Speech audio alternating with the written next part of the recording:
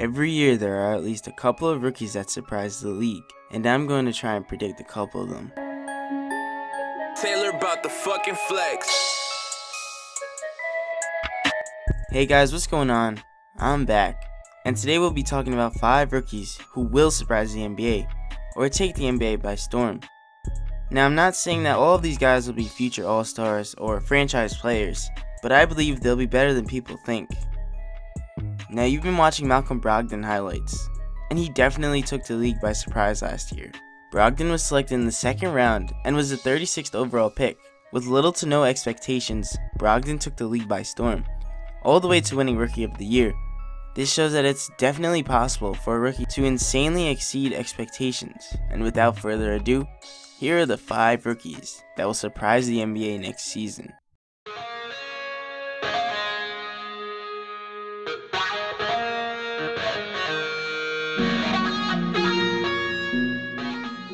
Donovan Mitchell is the highest drafted player on this list. He was drafted 13th overall by the Denver Nuggets, but he was immediately traded for the 24th pick and Trey Lyles to the Utah Jazz. This feels like it's going to be one of those trades that we'll look back on and wonder, what were the Nuggets thinking? Donovan Mitchell is a 6'3" guard, but makes up for his size with a 7-foot wingspan and a 41-inch vertical, which was good for 4th place at the Combine. This athleticism and wingspan makes him a well-known great defender. He also has lots of offensive potential to be a very good 3-point shooter and scorer in general. To achieve that, it's always very important to have a great work ethic, and boy does he have one. Donovan Mitchell has one of those legendary work ethics, and you can even see it on the court. He never gives up on a play and always gives his 100%. He has already improved so much since his last game at Louisville that he was completely dominating the Summer League. He averaged 24 points per game, 2.4 rebounds, 2.6 assists per game, and a whopping 4.6 steals per game. This kid has so much potential and is a serious dark horse for Rookie of the Year. Watch out for him.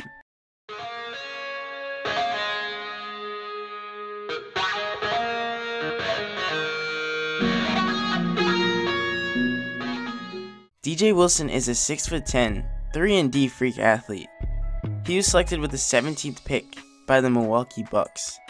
And what better place for him to be drafted? The Bucks have a plethora of insane freak athletes, and DJ could be one of the best ones yet.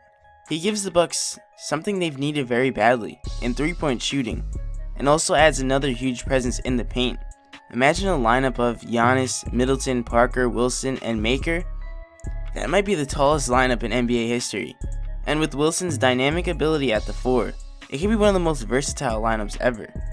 Wilson's stats might not be insane this year, but he will contribute very greatly to the Bucks' success, and will have a huge role in their playoff run that they are primed to make.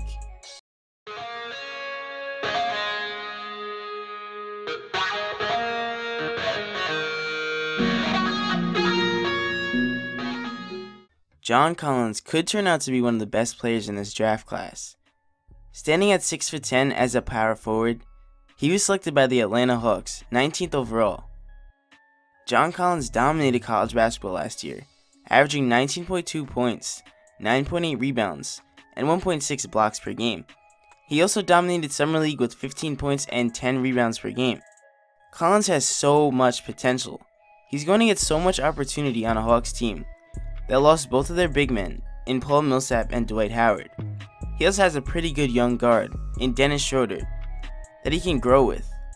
Watch out, a Collins and Schroeder duo could be pretty good in the future, and Collins could be roaming the Atlanta paint for many years to come, maybe even at an all-star level at some point. I think Collins is another great Rookie of the Year dark horse.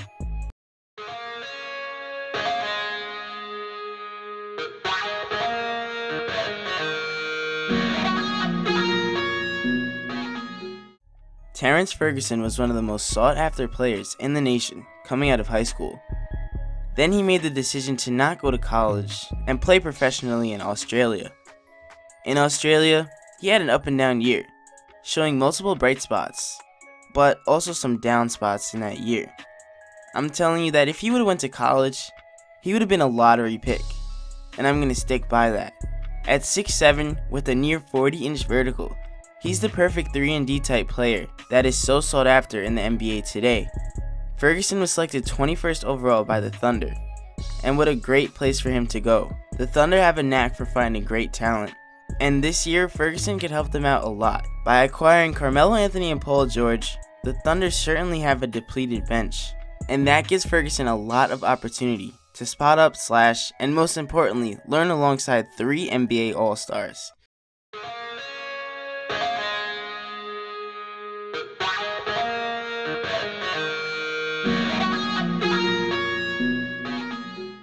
Duane Bacon is the last name on this list, and while there's no real particular order, he is last for a reason.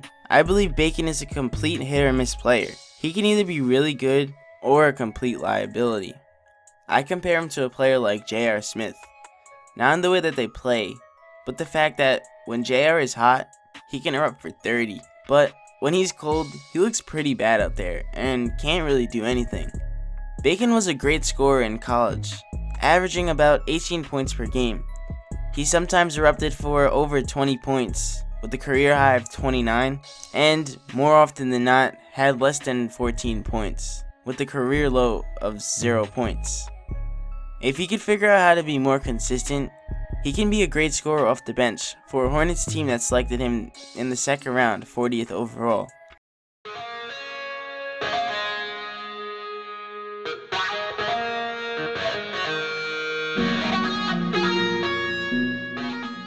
In the end, I wanted to pick players that haven't really been talked about much, and that have a lot of potential in my eyes.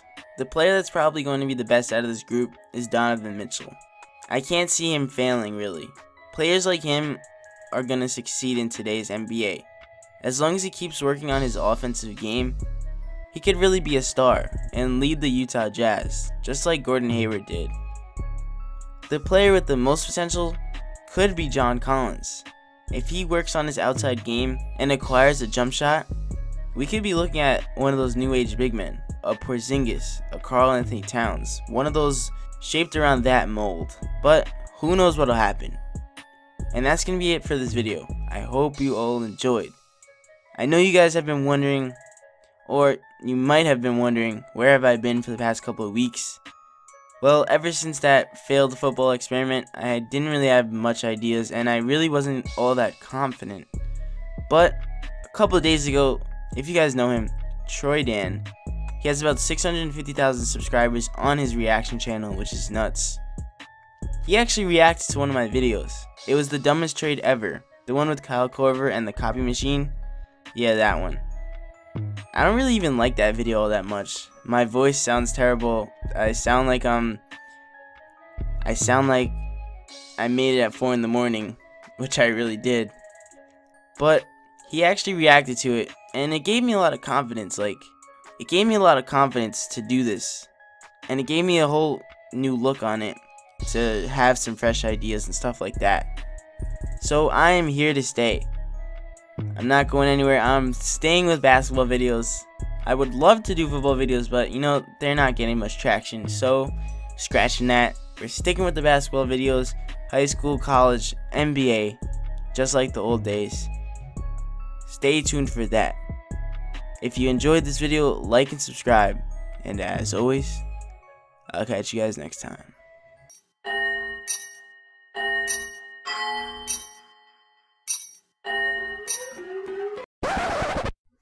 Whoa. Before I end this video, I almost forgot this. I'm literally editing it right now. I want to thank all of you guys for 15,000 subscribers on this channel and for 1,000 subscribers on my other channel. It's really unbelievable that this is happening. I love making videos for you guys. I love doing what I do and reading comments that are really positive and stuff like that. I love reading the negative ones too, don't get me wrong. They make me laugh sometimes. They really don't affect me. But I just want to thank all of you guys for the support. And just know your support does not go unnoticed. I really appreciate it. And without you guys, I would be nothing on this platform. So I just want to thank you guys. Play that music.